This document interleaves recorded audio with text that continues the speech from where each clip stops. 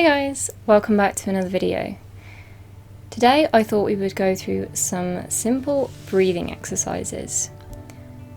So to start off, I want to make it clear that breathing exercises are just a really simple way to keep your stress levels down, to make sure you're getting enough oxygen, and to try and just lower that anxiety. Right? It's not going to be a cure for anxiety. It isn't going to be something that stops you getting anxious entirely, but it's just there to help you control it. When we get anxious, we tend to forget that we need to breathe.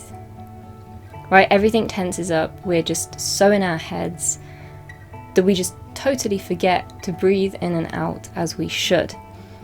Now, if you've had a panic attack or an anxiety attack, you may notice that actually you start to hyperventilate, and that hyperventilation then fuels the anxiety and you feel really ill, you're not getting enough oxygen, and that's when things start to rapidly go downhill, right? It takes a long time to be able to catch your breath after that.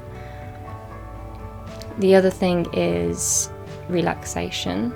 As I mentioned, you want to be able to relax, right? Because you can't be relaxed and anxious at the same time. It doesn't really happen. It's the same thing as laughing and being anxious. Like it cannot happen simultaneously. You can laugh and then be anxious, or you can be anxious and then laugh, but while you are laughing, you will not be anxious. So, I want to just go through some simple breathing exercises that I have tried. Some have worked for me, some have not. That's not to say they won't work for you. Everybody's different, and please feel free to comment down below any breathing exercises that you find helpful that I haven't mentioned, or that when we get there. So, first one. It's actually basically the paper bag method. So you see in the films, and there'll be a character who'll be like hyperventilating, and they'll have a brown paper bag and they'll breathe in and out of that. Basically, you recreate that paper bag but with your hands. So you cup it around your face, and that's when you breathe in and out. So, if I'm not mistaken, the science behind that is you are breathing in more carbon dioxide. Right? So your body still needs a bit of it. We talk a lot about oxygen, but it just helps slow down your breathing. Right? It helps regain that control because there's a limited amount of air. Not that you're going to suffocate yourself. When I say cup your hands around your mouth, I don't mean like suffocate yourself. I mean give yourself some space, like cup your hands, right? So that's the first kind of simple thing, and the reason that that's great is because you can kind of be subtle about it. I'm not saying people won't notice entirely, but you don't need any props, meaning you don't need a paper bag, but you just need that. You just need to breathe into your hands, and you can just focus on that for a while. So that's one way of dealing with it in a more subtle way. Breathing exercise number 2 is called box breathing. And that's quite a popular one. And you see more and more of it lately. But basically, look for a square. Anywhere around you, you look for a square. So if you think your phone screen or your laptop screen, okay, it's like a rectangle, but it's close enough, right? So basically, there are different ways to do it. The way you're supposed to do it is that you breathe in as you follow the one way, and you breathe out down the side of the box, breathe in again, and then breathe out again, right? That didn't really work for me, so you can also breathe in along the side, hold for the other side, breathe out, and then hold, right? So you could do it that way. Now, the way I did it the most regularly and the way that I found actually worked for me was actually to follow all 4 sides. Breathing in, hold, again, follow all 4 sides, and then release, hold all 4 sides, or follow all 4 sides. That helped me more because I just couldn't make my eyes follow the lines slow enough. So actually doing the box breathing was making me almost hyperventilate rather than control it. So that's why you can play with the numbers, but it helps because it gives you something to focus on, right? So you are surrounded by squares and rectangles, you know, a window, a curtain, a monitor, a drawer, carpet, tiles, whatever, right? A book. We are surrounded by squares.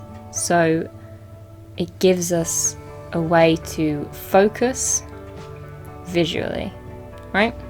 So that's something that a lot of people find really helpful.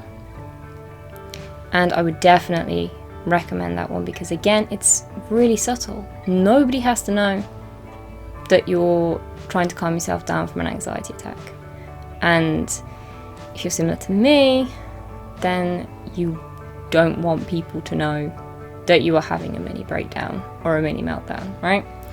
So that one I've actually found super helpful. The other one is to do with like numbers, and this one I struggle with more because it means memorizing numbers, right? But the concept is that you breathe in quickly, so like for 3 seconds, you hold for 5 seconds, and then you breathe out for about 7 to 8 seconds. So having those, again, proper marker points of when to breathe in and out, it helps focus your mind, it helps to control your breathing because, again, you're doing deep breathing exercises, and that's really helpful. So, you know, you breathe in and you count like 1, 2, 3, then you hold 1 and 2 and 3 and 4 and 5, and you breathe out 1, 2, 3, 4, 5, 6, 7, 8, right?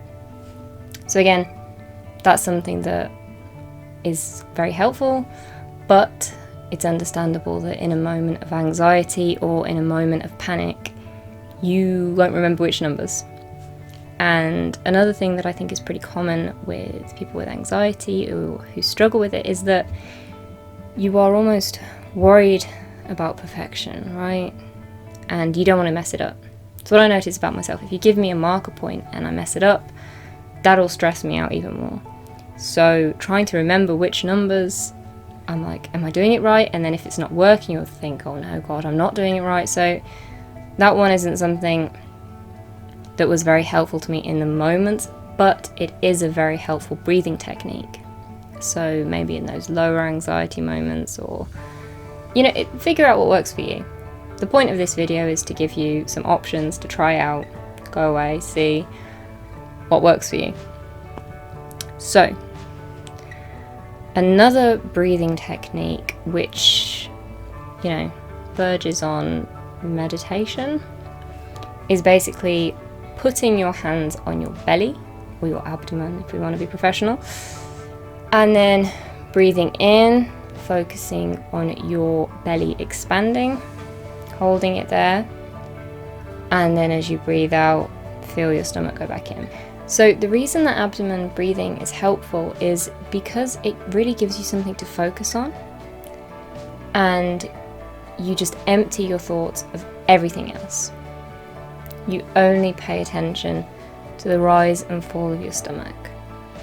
Right, so that's, again, something you can do quite discreetly if you're out. You know, you sit up straight, put your hands on your stomach. But it's also good for home and relaxing and that kind of thing. The final way that I've got of like a breathing technique is something I saw more recently. And that's, you take your hand and then you breathe in, following the one line, and out, going back down. And then breathe in and breathe out. And you just follow, basically, you outline your fingers.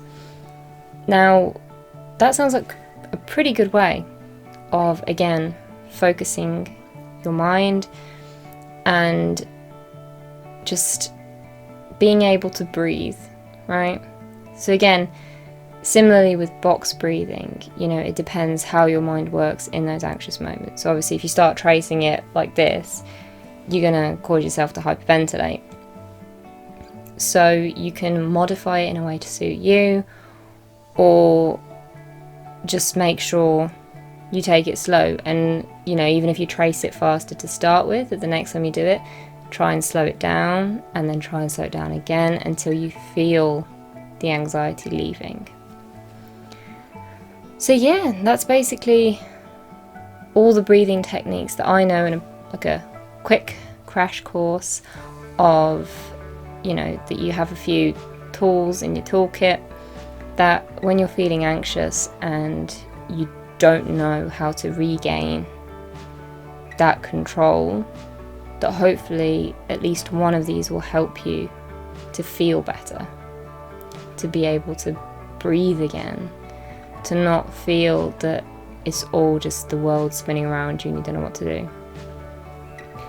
A little bonus tip is another thing that I did when I was in university was I would bring my shoulders up to my ears, hold them there for like 3 seconds, and then release them. Because often you don't realise how much tension you're carrying in your shoulders, and a great way to release that tension is to just totally shrug your shoulders and release it. Something I do with horse riding as well. It's just really helpful. It's a good way just to make your body relax that little bit more. So hopefully you found this helpful. If you have, please drop a like. Don't forget to subscribe. Again, as I said at the start of the video, let me know in the comments any other breathing techniques that you know of that are helpful, or if any of these have been helpful to you, and see you next time.